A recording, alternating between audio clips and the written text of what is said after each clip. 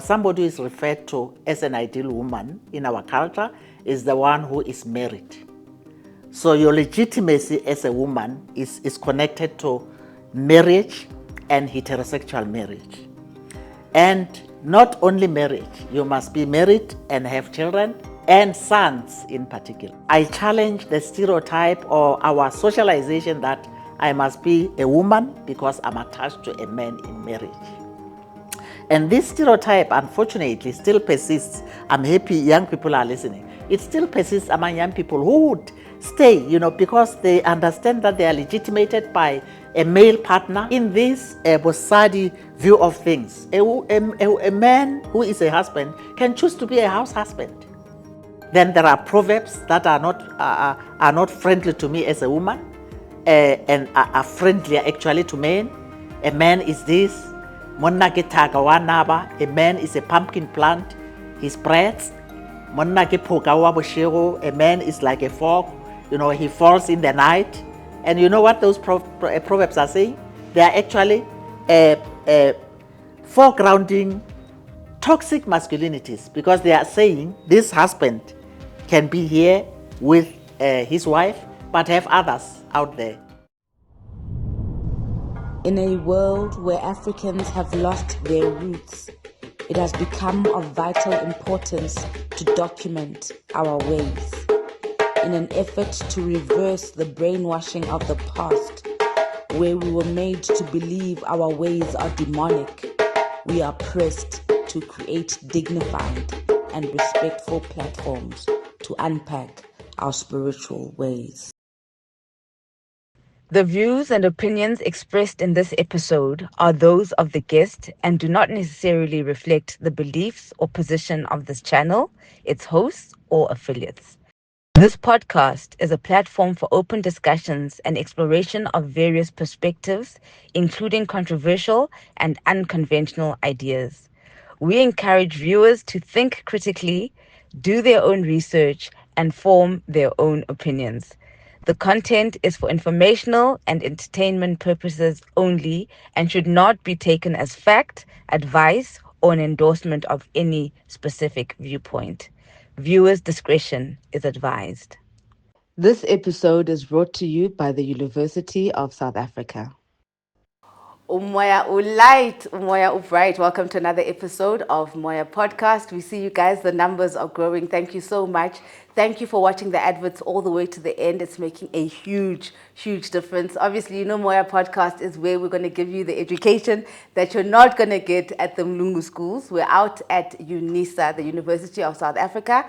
We've got a few episodes sponsored by university so that we can learn about the work they're doing, especially this Africanist stuff that we need to learn and re-educate ourselves and unbrainwash ourselves.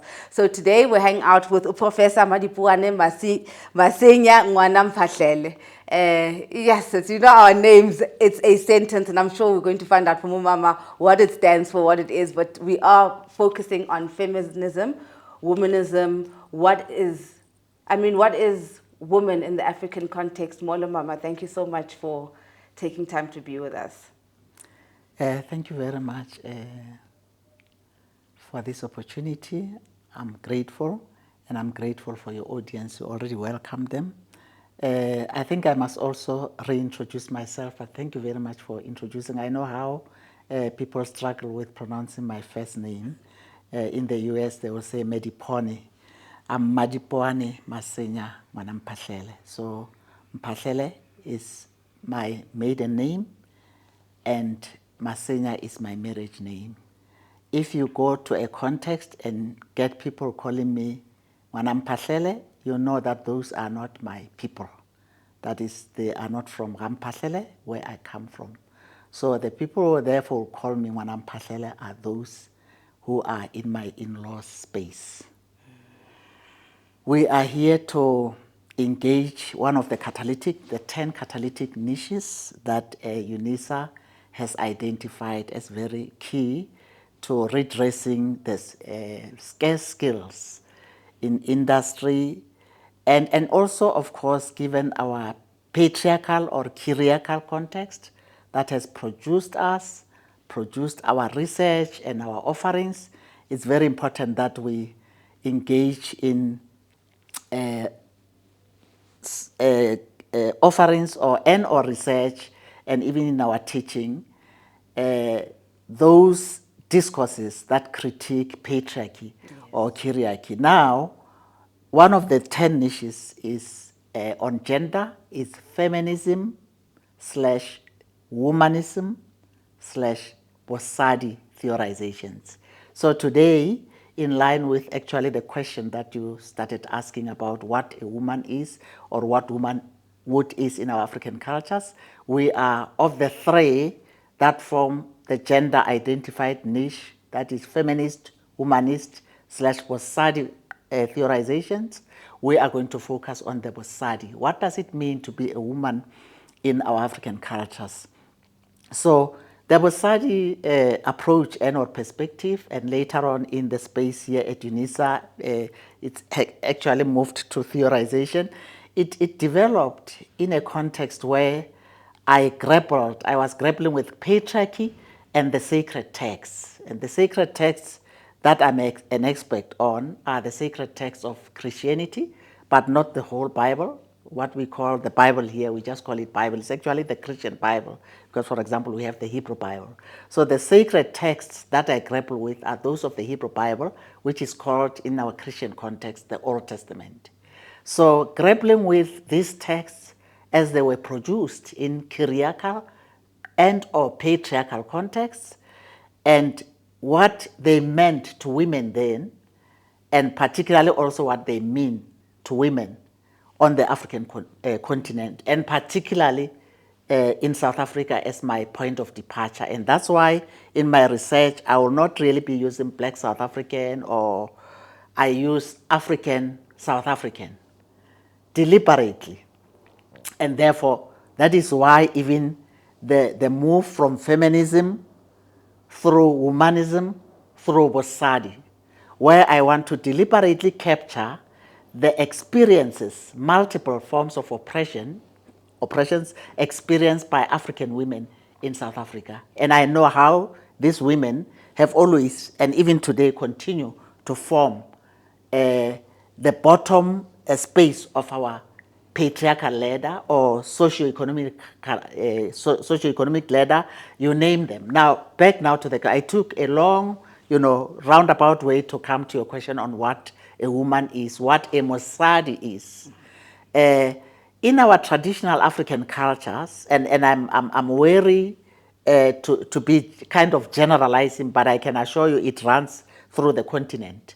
At least Africa south of the Sahara, those are the women contexts I've grappled with, but my main South African context is the point of departure. A woman, or somebody who is referred to as an ideal woman in our culture, is the one who is married. So your legitimacy as a woman is connected to marriage and heterosexual marriage. And not only marriage, you must be married and have children, and sons in particular. As I was busy with my doctoral research, I actually learned that in this, I don't know whether this is still the case, in the isiZulu culture, traditionally, you get married and then you would have children, but before you had a son, you were really, your womanhood was still doubted. So in the wasadi approach, that is why earlier on, I would, write wasadi and then womanhood. I was still introducing people. Wasadi, womanhood. Once they got used to the wasadi, it's just wasadi without any explanation, because it's actually, the wasadi is also a move from Western American Eurocentric knowledges and epistemologies to say we also can name ourselves, as women located in the African continent and in South Africa. So in the wasadi approach, which later on to clear people, because some were blaming me that I'm actually taking women back to motherhood, traditional roles of motherhood and being a wife and all that.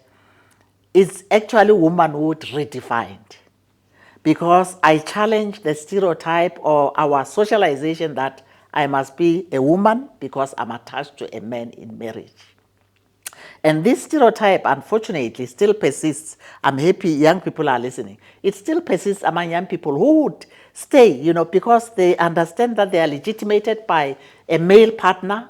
Of course, even a female partner, I heard about, it was actually featured on television how a female-female relationship, there was abuse in that relationship, okay? But here, let's focus on the traditional one of heterosexual marriages as they are displayed in the African culture. You know how in Uganda, I think, how people of non-conforming genders are even persecuted to the extent that they can be incarcerated. So we still have a problem as African people that we want to tie people within heteropatriarchy or heterosexual marriages. So therefore, in the wasadi, which is womanhood redefined, I challenge that stereotype that your womanhood must be determined by the fact that you are married to a man. Number two, it must also be determined by the fact that you have children. So I'm redefining that to say you can actually be a full human being. You are now back to the Hebrew scriptures or the Old Testament text that I'm grappling with as a Hebrew Bible scholar, that you are equally created in God's image. If you go back to the Genesis text, 1:26, male and female, he created in his image, Both male and female were created in God's image. So why would somebody then be denigrated because of their sex, their God-given sex? They have to be proud of their given and not wish that they were men because they are pushed aside just because they are women. Same in our South African context where I was pushed aside as a child of apartheid just because I'm black. So, but anyway, so therefore I challenge that. And I'm saying a husband, let's say a woman chooses to be in a marriage relationship, not pushed by culture or by a church tradition or by whatever, but she on her own chooses to be in marriage. And a husband also chooses to be in marriage because in some cases our poor men are forced into marriage because they are expected to be married. I remember I was addressing an audience of Afrikaner scholars, from the continent and the diaspora, and one of them was a Roman Catholic, one professor was a Roman Catholic father. Now, and then during question time, he said, you are always, putting women on the side of victims in terms of non-marriage. That is, they are despised because they are not married. He says, even us, as African fathers, in the Roman Catholic tradition, who choose, the line of not marrying, we are also being, pushed aside or marginalized. So he brought something interesting to my analysis. But anyway, I get that, but my focus is on these women who have historically, been marginalized and continue to be marginalized in our teaching offerings, in our research, and all that. So therefore, in this wasadi view of things, a man who is a husband can choose to be a house husband, can choose to stay in the private space of the home while the woman goes out to the public sphere and is not confined to the private sphere of the home, right? But at the same time, those women who choose, like Kate, I used to think about her in the royal, family. Yes. To say Kate was actually more interested in having more children. Yes. Yeah, already at her age, she had 3. Yeah. And it seems she was interested. I was kind of following them because of my interest, in this issue of marriage and women being redefined by having children and all that. Yeah, to say, if Kate is doing it, it's not a problem. But if it's done in our African culture, to look at African families with big families and all that. All they do is have babies. Yeah. If a woman who is married chooses to be at home and take care of the children, let them, be free to do that. And actually, if possible, household work is supposed to be paid for, if you know what I mean. Just like the work that is done in the public sphere. So therefore, if a woman chooses to go to the public sphere, they mustn't be looked down upon or even be, criticized to say, no, these are women who are going to, control their, husbands. As though okay, I'm trying to say, as though, let me put it this way, as though if husbands control, their wives and oppress them using sacred texts, like the text of Ephesians 5, they like, even if they go to church or not go to church or read the sacred text of Christianity or not, the text that says a man is the head of the family, a woman must submit, or they just select, from that text, they don't read it in context. Yes. They don't start at verse 21, because the pericope, it's a paragraph that is the main theme. That pericope actually in Ephesians 5, it starts at verse 1, not verse 1, 21, where it addresses man and woman to say, submit to each other out of reverence for Christ. Not for reverence for culture, reverence for a particular interpretation of scripture, out of reverence for Christ. And then it sort of lifts men as heads of family. And it doesn't end there. That is actually even a challenging one. It says, just as Christ loved the church, you will love your wife as your own body. So it actually problematizes and turns down our patriarchal understanding of headship in a family context. So therefore, I problematize what a woman is in the wasadi approach. I redefine what womanhood is. That I mustn't be called a woman because sort of a fully fledged woman or an ideal woman because I'm married, because I have children. And I mustn't be pushed into a marriage as a man because I must do so, because society expects me to do it. I must be free to be independent. If I choose to be married, it's okay. And as a man, if I choose to marry, and perhaps we also might want to look at that. Who is being married, Who carries a child a baby for 9 months, and next time the baby is not sharing any of her name. So earlier on you said there's a difference between feminism, womanism, and wasadi. And wasadi. Wasadi. Yeah. Can you unpack that for us so that we understand because this generation, there's a lot of negative energy directed at feminism. It's quite a toxic, so there must be a breakdown in understanding what feminism is. So if you can help us break it down. Yes, actually, I started I would say, if I were to use those labels, and I'm aware that some people would say, no, I believe in the tenets of feminism, I can actually, be feminist in my framework and all that, but I mustn't be defined in terms of that only, of being a feminist or of being a womanist or of being a wasadi in the context of, what I've already explained as a wasadi orientation or wasadi framework. I started, if you like, as a feminist, or in my readings of the sacred texts, I remember my first article was on something like a feminist perspective on theology or something like that. So you see the word feminist was used there. Yeah. And then later on, I had an article on, I think it was the book of Ruth or so, I can't remember, where I say a suppressed voice from South Africa speaks African womanist hermeneutics or something. I can't remember, but I was then using womanist. I didn't take much time in womanism, that I had to quickly move to wasadi, because I realized that womanism is actually also having its origins in the West, in the US. Yeah. How I came to this move. Actually, it will interest you that the people who encouraged me when we were at an academic conference of the Southern African Society of Biblical Studies, something like that, right? Were actually two black men. And if I remember well, they were men of cloth. They were clergy people. So we were invited, the topic of the following year was going to be on feminism. So they invited me to actually prepare a paper on that. I couldn't believe them, or I was not interested at all because of, and I think this conservatism was linked with the church tradition that kind of nurtured me as I was in my teen years, but also the apartheid, I think, setting that was repressive. Because, therefore, in line with the theologies we were receiving, unlike the theologies from Frank Chicane, from Alan Buzak, from Desmond Tutu, from the late Dean Farisani, you know.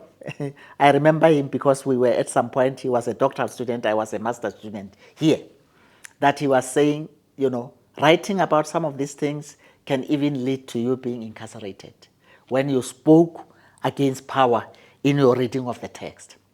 So therefore, it made sense that, you know, feminist theology would be a no-go area, just as black theologies and liberation theologies were a no-go area. So that's why when these gentlemen were encouraging me to write a paper on that, I said no. But with time, I don't know, I started reading as I was preparing that text. That's when, that was in the early 90s. That's when I became conscious, no, I think I need to pursue this. I need to pursue this. Focus has been, even though focus from a distance, has been on black, white, you know, on the race, skin pigmentation. But there is patriarchy. And I'm part of what is being expressed here as women suffering, you know. And not only that, women also not expressing their voices in academia. So that's when I started to be interested, and therefore my move from what I did, which was in a way also preparing me in my master's, because in my master's I moved from the traditional readings of the biblical text that really stayed in the past of the text, you know, go into the Hebrew text, what is the Hebrew word for that, what does it mean today, what was the text meaning in its own context. So the white, mainly white Afrikaner men that taught us theology, biblical hermeneutics, focused on the text and its past, having nothing to do with what the text has to do with our present situation. That's why the discourses and biblical hermeneutic of people like Itumele Musala, Takatsu Mufokeng, and so forth, you name them, Simon Maimela, were looked down upon with distaste. And that's why even feminism, because now these things are bringing the text or theology to bear with, you know, what is happening in our context today. And therefore, their Exodus text, their Exodus story would be different. You know, they would say God is on the side of the oppressed. When they read that text, they would quickly say, we are associating with this God who is on the side of the poor, of the slaves, of those who are oppressed. And we are challenging a God who is on the side of those who are grabbing the land, of those who are using the same text to oppress us. And then as women would say, okay, our brothers, and that's what I bring in my doctoral research also, they focused on themselves, you know, on the race, and they didn't bring in the plight of black women. So therefore, when I read, and in preparation of my doctoral research and all that, I had to go to the US at some point, Garrett Evangelical Theological Seminar in Evanston, Illinois, in the state of Illinois, because there was really little literature, if any, on reading the Bible from a feminist, womanist, you know, the wasadi had not yet come in, perspective. So as I was reading, busy with now my doctoral research on the text that is so much loved, on the woman of worth, Proverbs 31, who wakes up in the morning and all that, that's all the, if it's a woman, that is a poet. It might be that it's actually wisdom personified as a woman, not a real woman, but you see how in the churches it's grabbed and it's, you know, applied to women, and without even noticing that that's a woman of class, had servants, you know. If you check the Hebrew word for the servants there, it's high quality servants. Now you bring such a text, which is actually elitist, to bear on the lives of poor African women, to say, you need to be like this woman. But anyway, as I read, I realized, no, feminism is actually more white, if you like, because the stress is sexism. Sexism. So classism is not a problem. You know, socioeconomics, they are not poor. Generally they are not poor, but hierarchy, if we have a time, I'll come back to hierarchy and patriarchy. So therefore they critique patriarchy, and patriarchy to them is really challenging sexism, the oppression of women by men, and really on that. But when I read womanism, that's why I got actually interested, because therefore I stopped using feminism, because I realized that African American women are also complaining about their black folks there, James Cone and others, that the focus, the black church there and the black academy is on race. Therefore, the challenges that blacks are experiencing against the white, supremacists in the US, without touching on the experiences of women. So they developed their, womanist framework that would deliberately have these multiple oppressions engaged in their scholarship: sexism, classism, and racism. Okay. So therefore to incorporate that.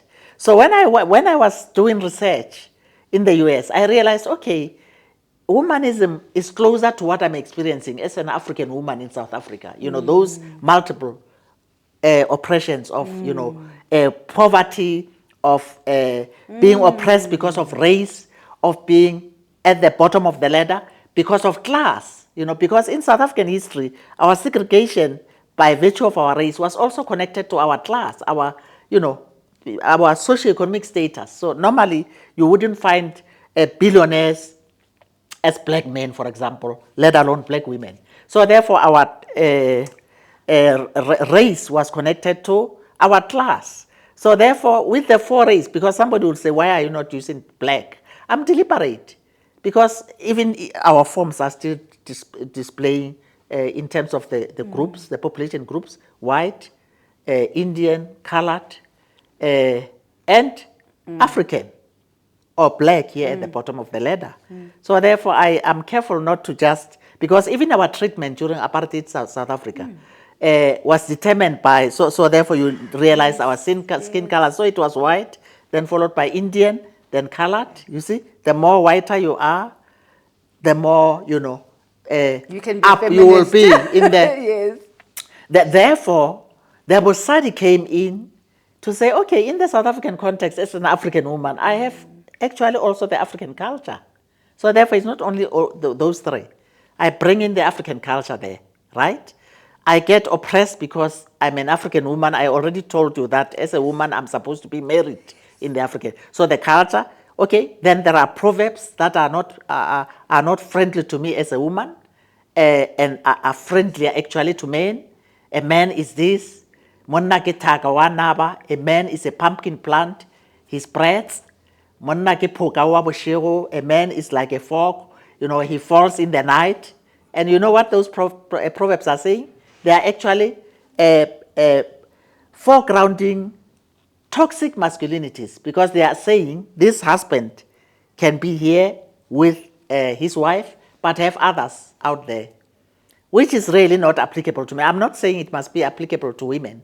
I'm saying the two, a woman and a man, must be able, and in marriage, they must be able to respect their bodies.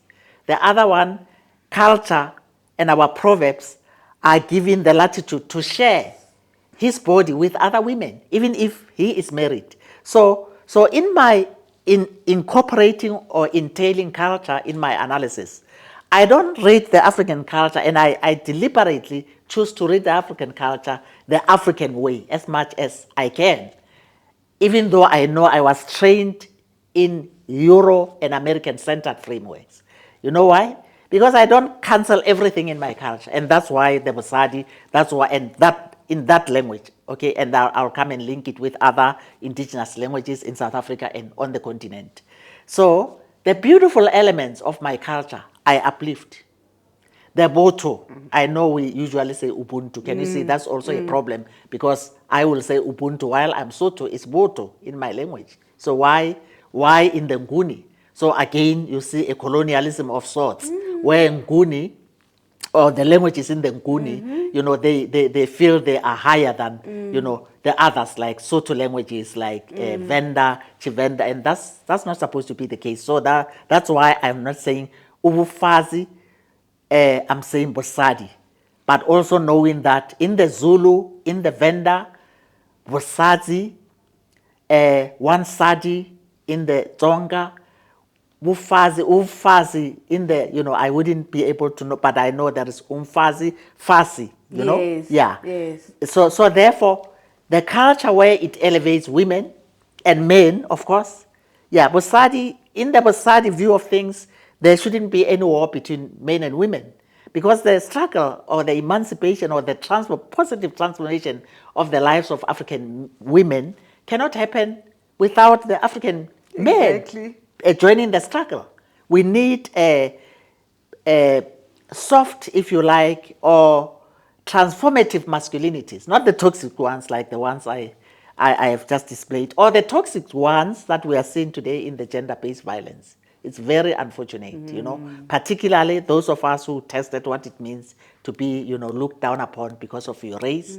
Now, all of a sudden, our brothers do not understand how equally painful it is to be looked down upon because of your God-given sex. And they can even go to the extent of killing us and slaughtering us, you know, as though we are animals, even though I must be careful there for people who are, you know, for the rights of animals. The animals cannot just be killed at random. So therefore, the move to wasadi was to realize the other one was also as Western as feminism, though incorporated other, you know, forms of oppressions that I was experiencing as an African woman, like classism and racism. This is now the African American women. And then I incorporate the African culture. And where the African culture is affirming, I embrace it in my scholarship. And that's why my scholarship is also full of proverbs. I deliberately use proverbs, and I will cite them in Northern Sotho, right? Deliberately, to show that we also had our ancestors who are wise, you know, who were also linked with nature. So therefore, when I bring the wasadi, I call it eco-wasadi, to bear in ecology in my reading of texts.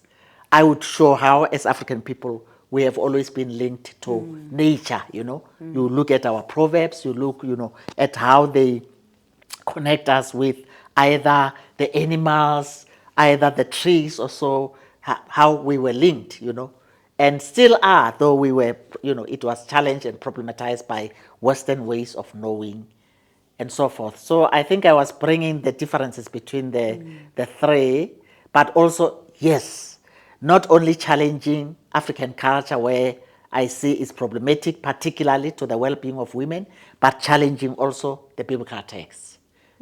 How, for example, these same texts are used to oppress women, and therefore coming up with a liberative reading of biblical texts.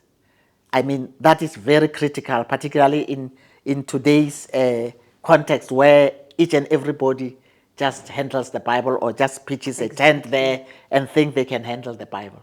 So and the Bible is not as simple as all that. How would we then decolonize that? How do we decolonize the Bible? How do we, as women, engage it then? Deeper, yeah, let's say in the context of this niche of gender, that is wasadi, feminism, and womanism, the question would be, how do we depatriarchalize? But we can also bring decolonize, because let's start with depatriarchalize. In women's frameworks, whether feminist, womanist, or wasadi, or mujerista, by the way, these are not the only frameworks in which women name themselves and feel this is something comfortable and fitting to my context. There is what we call, for example, particularly as we interact with sacred texts, a hermeneutic of suspicion. So you come into a text that you know comes from a patriarchal context. Let's go to the familiar text of Proverbs 31. To then check, okay, so apart from going into the text and then the Hebrew text of that verse, you know, that's why I told you about high quality sevens, the Ne'arim, which you won't find in our Sotho or in our English versions. So you need to know those languages. That is why I challenge people who think they can just handle the Bible like that and pitch a tent somewhere. And who are the many people who will flock there? Women. And then listen to androcentric, a woman unfriendly readings of the Bible text. We need women who will read the text, but first of all, they need to study the languages. And therefore Hebrew, handling, you know, Adam, for example, going to for example, the first chapter, hearing about Adam in the Hebrew text. Yes. And then understanding that Adam, the Hebrew word Adam, okay, in Hebrew we write from this to this way, okay, actually means a human being.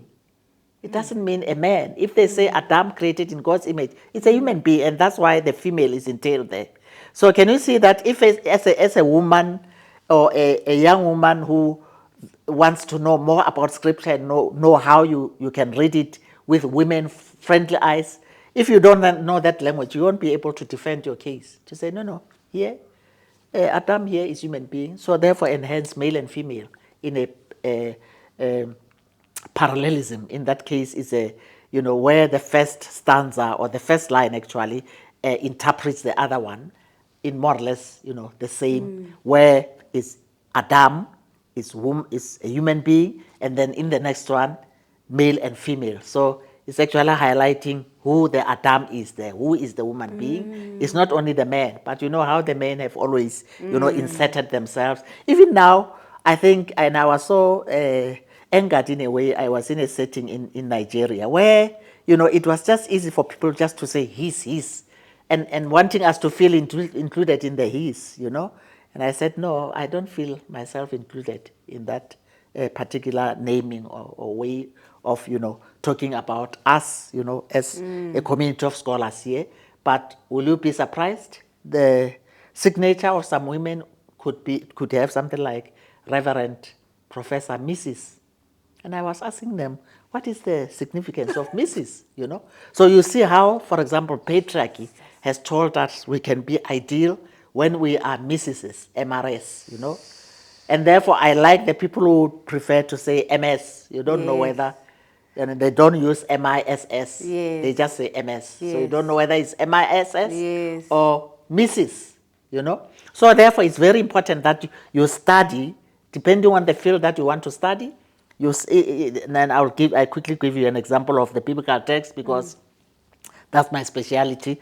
These languages that previously were sort of the scope of white men and later on black men, as pastors, you would hardly, have people like myself being ordained, as I am ordained now, to stand in front of the people in the name of God and to be believed that you can be the servant of God. So you go into that and you go into the text already suspicious that men, seeing that it came from a patriarchal context, suspicious that the men could have an agenda that is anti-women and critique it. And therefore your reading of that particular text is going to be different from a man who, is there to perpetuate patriarchy. A good example is the book of Ruth.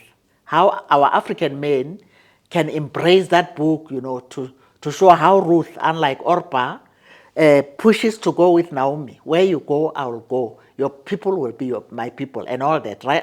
Ultimately, what happens?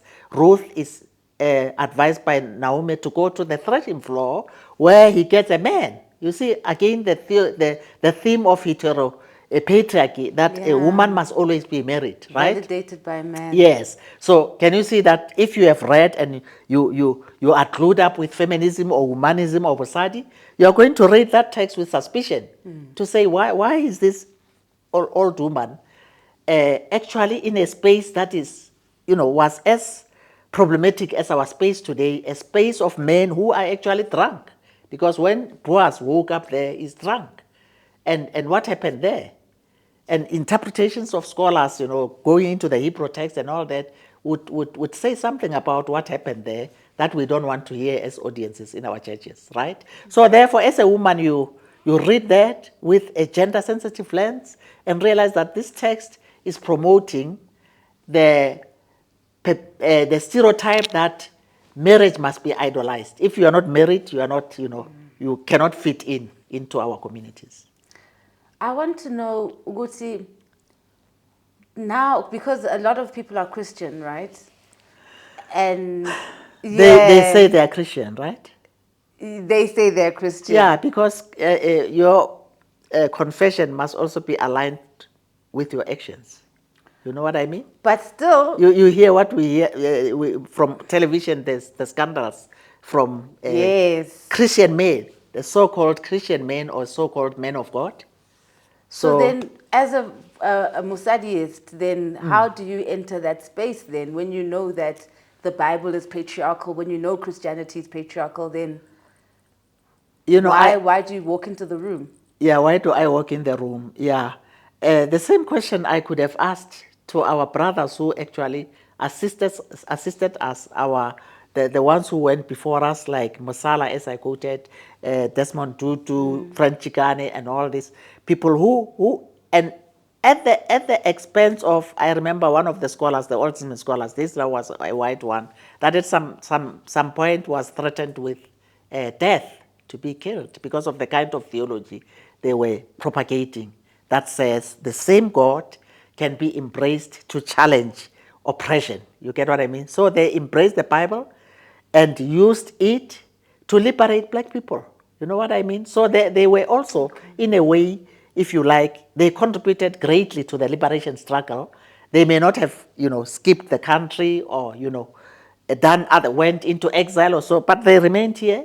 And the same texts that were used by the powerful whites in most cases, but there were whites, as I gave you an example, I may not mention his name, of a white scholar, is still there, pushing a scholarship that foregrounds Africa and the African context, still there, who was nearly killed around that time because of the, if you like, it was viewed as, it was revolutionary, if you like, because as I say, you could even be incarcerated or even be killed for proclaiming that the Jesus you are proclaiming is actually the Jesus who associated with women.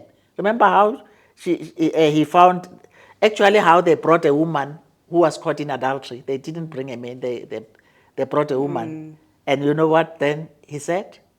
Anyone who doesn't have sin, let him start, in terms of throwing, because the law of the Old Testament, now the Hebrew Bible, was saying if somebody was caught in adultery, they must be stoned to death. So was saying, Jesus said to them, any one of you who doesn't have sin, let him start. And then what happened? And then they all ran away, right? And what what happened to the woman of Samaria? When the disciples came back, it seems they went to get some food. When they came back, they found Jesus talking to the woman. And Jesus was asking him questions. Where is your husband? And all that. Engaging him, engaging her. And then they came back and they marveled.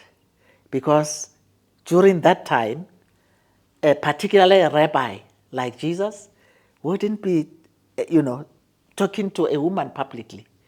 And remember, that woman was actually a prostitute. Yes. And Jesus was engaging with that woman.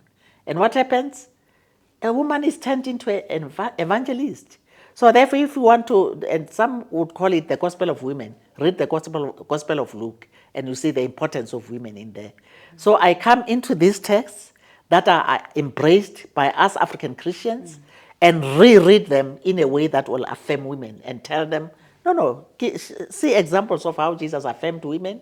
See the example of how the love of God is not only embracing white folks, it's not only embracing those in the geopolitical north, also those of us in the geopolitical south, and are women, and can actually be used by God to do wonders, because we are also equally created in God's image. So therefore, the same text that my brothers, my fathers, in liberation theology, contextual theologies, black theologies used to challenge apartheid, I now use to challenge patriarchy. And they are very relevant because our churches, as I said, the pews are full of women, African women.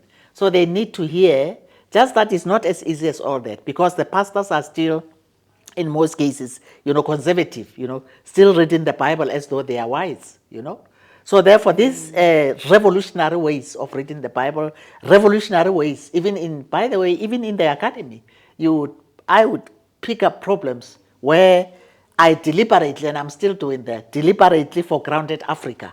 As I said, I embrace the positive elements of my culture and challenge the problematic ones. So therefore, I would deliberately foreground Africa and come against white men, for example, or even white women, when you publish a paper and somebody will tell you, this paper, because now you didn't follow their ideology, says this paper is good for a magazine, not for an academic paper or an academic journal. Then I say to the editor, where this reviewer is actually pointing to what I understand could be facts that will help me strengthen my article, I will listen. But where we differ ideologically, hey, I'm not going to do that. I will withdraw my paper. Yeah, because I'm not going to succumb because somebody wants me to interpret or read the text their own way of remaining, as I said, in the past of the text and not bringing it to bear in our African, South African setting, or even on the continental view of things. And remember, as UNISA, we are the African University shaping futures, right, in the service of humanity. And since the resumption of duty in 2021 of Professor Lengabula, we are seeking to reclaim our African intellectual futures. It's so fascinating when you speak about women and the spiritual space, because in our culture, women are the custodians of spirituality. And it's fascinating that men have placed themselves in the forefront of something that's actually ours. So it will be interesting to unpack, Wuti. So where do we find ourselves when we know this is our gift? Like how men are stronger than us physically. We can't go into like physical spaces and now be wanting to be the leaders when they are the ones with the. So that's where I get confused. Well, we are the ones with the spirituality. Why are we having male preachers? I think, the reason why when you mentioned men being stronger than us physically, I had somebody challenging that. I think from a sort of physiological/biological, Yes. women are actually stronger physically. I'm not referring to masculine strength. Okay, They I'm talking are about stronger, masculine. yeah, Yes. and I'll come back to these differences, biological differences. Was saying actually women are physically, in terms of their genetic Yes, makeup, yes. they are actually stronger in the Yes. sense if you take a look at the stats, who, for example, let's say this is a couple, they are married, who is going to die earlier than the other one? Would be a man, isn't it? And this time not necessarily because of wars and all that. So explaining that in terms of longevity, women tend to be actually in terms of living longer than men. But anyway, let's come to the masculine. Yes. Yeah. So therefore, can you see in terms of physical, strength, in terms of our gene and genetic makeup? I'm not sure. I didn't do a study in that regard, but I heard that masculine. Yes. Are you aware that there are women who are actually can actually give Yes, I'm aware, but our most of brothers us. a tough time? Okay. Yes. But now most of us are like that, and that's where in the wasadi view of things, Yeah. it mustn't be a matter of competition. It must be a matter of complementing each other. We are different. We are, in terms of our emotions, in terms of our nurturing and all that, we are different, and we have to appreciate that as women, for example. And we must be appreciated for that. And that mustn't be seen as a weakness. As we are emotional, as we are nurturing, as we take care of the children, as we do motherhood, we mustn't be looked down upon that. And then the women, the men in the positive view of things must also do joint mothering. They must also nurture their children, so that the children, if they have mother, father, they grow up, being nurtured by both, with their strong points as female and strong points as male. Now, how do we reclaim the space? Yeah. And I wouldn't even say reclaiming in the sense of now we grab the space from them to us. We must share the space. Yeah. And we must all be persuaded by, now back to the Hebrew scriptures or to the Old Testament, that we are equally created in God's image. And therefore, now bringing in what you said about how do we read in a way that can empower us, and therefore embracing those passages in like Deuteronomy, Isaiah, the second part of Isaiah, which actually speak about God as female, that God is not a man. Are God, there scriptures like that? yes, there are. Where God is viewed as female, yes, and interestingly also the Hebrew word for compassion, racham, God with racham, compassion is closer to the womb, racham, right? And the asa, where people are simply those who are problematizing the Hebrew, actually the helper, to say, oh, it's just a helper, Therefore, it means in the second now account of creation, Genesis 2, that a woman is a helper. So therefore, it's kind of an appendage. Yes. Now, those who are now reading beyond and below and deeper will say, no, no, the Hebrew word used for helper there is the same word for asa, is the same word used in Psalm 121. I look up to the mountains. Where will my help come from? My help will come from the Lord. You see, it's a powerful word there, which is used, for a help coming from the Lord. Therefore, that can be used. Therefore, for this woman being a helper doesn't mean it's a low role. So, therefore, yes, what I would say is that, yes, we should be appreciated in our strength as females and our strength as men and our weaknesses also. Because for me, having gone, I'm busy with therapy, having experienced the death of yet one more son, I'm going through therapy. So I'm busy now between the therapist and the psychiatrist. The power and the healing in the tears, that as we cry, hormones, the hormones are released that actually are stress hormones, So therefore, to cry, men are expected not to cry. It's not helpful in terms of bringing healing, particularly when they go through trauma also, because they go through trauma. That's why you see how many young men committing suicide, that they bottle these things up. The problematic, toxic proverbs that say man, a man is like a sheep, they cry inwardly, they are not supposed to cry, are not helpful. So therefore, our strong points and weak points as male, female should help us, to cling to each other. The same, because I'm aware that we have been busy with the binaries of male, female. I'm aware that today you don't really address the subject of gender fully without also including the subject of masculinities, but also non-gender conforming persons, because we cannot just, be, in those categories of male, female, and therefore push people to belong where they don't belong, or they don't feel they belong. You said something so interesting earlier on. You were talking about Mfazi, Yes. The language. Yes, yeah, very important that you mentioned that. And as I'm looking at this wasadi, okay, so let me start by saying sadi is the root for woman, womanhood, or the intimate or private parts of a woman, wasadi, right? So sadi is actually the root that runs through all the South African languages, or the indigenous languages of South Africa. You get it in the Tsonga, Wansadi, in the Venda, Wasadzi. By the way, one of our students, I was sharing with Professor Landman, I was the co-promoter, actually approached leadership in a particular church tradition from a Wasadzi perspective, right? So you get it also in the Xhosa, Umfazi, right? Or Umfazi, and then in the Zulu, I think also in Ndebele will have the same. You get it in the... So therefore, in the Sotho languages, you get, of course, the Tswana and the Sotho Saborwa. Now, you get it outside of South Africa, again in the Bantu speaking languages context. Like I've given an example before we started here. In the Congo, Bandanga, Muasi. So one of my doctoral students actually did the Book of Ruth and applied the Muasi view of reading the text of Ruth. Muasi, you get it? Zambia, I've forgotten, but it also has that.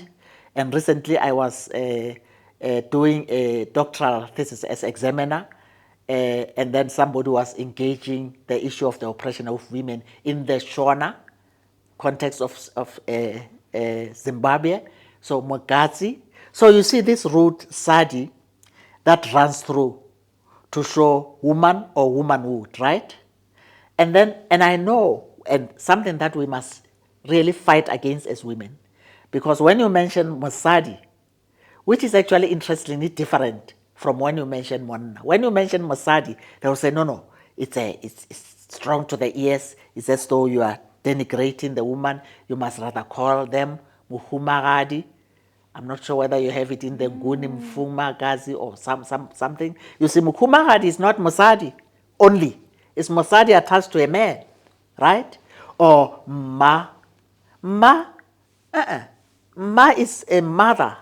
Ma or me, or depending on how you call them, you know. So therefore, that also brings us to the traditional rules that, okay, I must be a woman because I'm a ma or I'm humagadi. No, that's what now the wasadi is challenging. And therefore, we must learn or unlearn what patriarchy has taught us about self-hate, you know, self-hating of our naming. That when I read Musadi or when I say so and so, ke Musadi was so and so, feel somehow as though I'm denigrating her, reminding me painfully about how apartheid South Africa taught us about our names, you know. And that's why, you know, I have the J name, my initials are MJ. Once I started with my studies and I was grappling with sexism, racism, and classism, I removed actually I wanted them to remove the J name from my certificate or even, you know, and here at UNISA I wouldn't manage with my doctorate. I wanted them to remove it there and just put Madipoane, right? Because then, and what is interesting, when I then told the people, because I was using the J name all the time, you know, and when I realized, no, you can't go to England and have somebody called Madipoane or Mapula or, you know, no, you won't get such, but you get people here, you get us with names, we were named and all that. So then I told a group of, they were mainly white men. So I was reading a paper. Now I told, today, don't call me Mrs. I won't call that name because when you call it, today it actually pains me. So I tell them, if you call me Mrs. with MRS, J, that name, Masenya, okay? Actually, all of those remind me about the oppressions that I experienced as an African woman. Mrs. reminds me that I must be married to a man to be a legitimate or a real or an ideal woman. This name reminds me that my African name must be pushed aside because it's denigrated, it's not viewed as Christian, and so forth, so forth. So it reminds me about racism, or if you like, colonialism and its effect. Masenya, again, patriarchy. I must be called by a name that is a male name. So therefore, remove this Mrs. and just put MS. That's before I got my doctorate. And then here, Madipoane. And then here, okay, Masenya, okay, there we go. Before in my writings later, beyond my doctorate, out all my writings, Masenya Wanampatlele, right? My writings have this Masenya Wanampatlele, deliberately, right? And then you can drop all those and just call me Madipoane. This is now my colleagues in that city. Can you believe that those who were quick to call me Madipoane, and of course with the Africans that is having those sounds, were my colleagues, my white colleagues. Black colleagues, they still, you know, and particularly not necessarily, I think, at the level of the university. They called me still by that name. And I told them I don't want that name any longer. You know why? Because as we grew up in apartheid South Africa, we were told that our names, you know, are not Christian names and we are supposed to, you know, be shy and hide them. And that's why I'm Madipoane. And I know people are, and I tell them, unfortunately, you can't cut it. You know, in our Northern Soto, you know, context, you can actually, as you call somebody, you can say, in the case of Madipoane, you can say Madi. This one, that's the name you must just pronounce in full. If you say Madi, it loses, you know, its meaning. Then my last question, Prof, for the young women who are watching this episode who want to now get into the study, what is the course called here at UNISA and what does it entail so that we can grow up and be like you? Okay. We wouldn't, you know, these are the niches. There are 10 niches, catalytic niches. These are research areas, you know, where we hope as an institution will catalyze research and bring in, you know, sort of the needed skills. In the case of the feminist, womanist, and wasadi ideation or theorizations, we are hoping that we can instill a gender-sensitive mentality, which would not only include, as I said, men and women or girls and boys, but would include also masculinities, showing the role of men, and particularly in our agenda-based context. That we will insert, for example, in the case of this, of course, there are other niches, I'll come back to that in passing. We will insert this in our offerings. We would have, say, a BA that would have the major, and this major would be on feminist, economics, or wasadi, accounting, or, inserting them here. And we know, as we see the name of the course, that this is a course that is going to promote the welfare of women.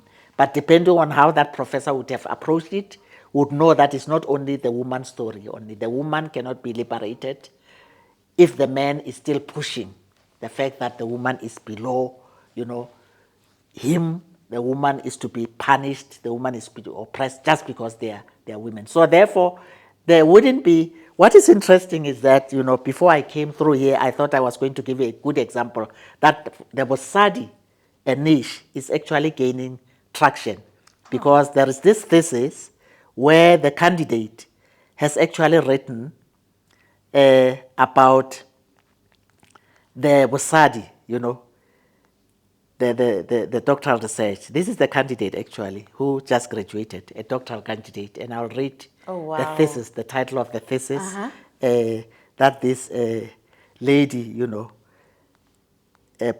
produced: Decolonizing the wearing of church uniforms amongst black women in selected African independent churches, a wasadi transformative missiology. So therefore, already at the level of the master's and doctoral students, they can choose a topic and choose to approach it through a gender lens. They will choose either feminist or womanist, where they feel comfortable, or wasadi. If they have the commitment to reclaiming our African intellectual futures, they will probably be inclined to get the wasadi part of the niche. We have several of them. We have aviation, we have energy, we have automotive, we have student and co-curricular support, where we are wanting our students already to, if you like, engage in work while they are still students. For example, if they are, I can imagine in their third year of studies, and then they are doing plumbing, or they are doing something that we could already enlist their services here. Perhaps they are doing a third year or an honors in English studies. There is a program we want to pursue with Vietnam, where how, for example, students from South Africa can go and teach English in a foreign language. So student and co-curricular activities. We have a niche on medicine / health sciences, where we are in the process of wanting to build a private hospital here at UNISA. So we are bringing in these niches, that in areas that we think were less researched on or less, taught, in order not only for enriching our students, intellectually, but also to have these benefit the South African community. Thank you so much, Professor Madipoane Masinya Ngwana Mphahlele. It's been welcome. such a privilege to hang out with you. Enkosi Mama. Thank you so much. I'm really privileged to be part of this. And thank you to the the University of South Africa, for inviting us over so we can hear some of their work. Obviously, you guys know to go to their websites and just go find out. We are a nation that is committed to education and bettering ourselves. Umoya ulight, umoya upright. See you again next time. Who are you when all you were has been diluted by lies and white lines, cancelling out all that which has been written of your history? Why do you look at yourself as a mystery? Doesn't the sun shine because you open your eyes? Doesn't the moon stay situated within the same stars your DNA sparkles off? Your spirit knows that surely corner into it off. Buza umoya, so you may return to being well off. Because spiritually you are rich, yet your ancestors cry because you are out of reach. But yours is to command all elements, while God takes inspiration from the very mirror she looked at to become. Remember who you are and never finish just when they think that with you they are done.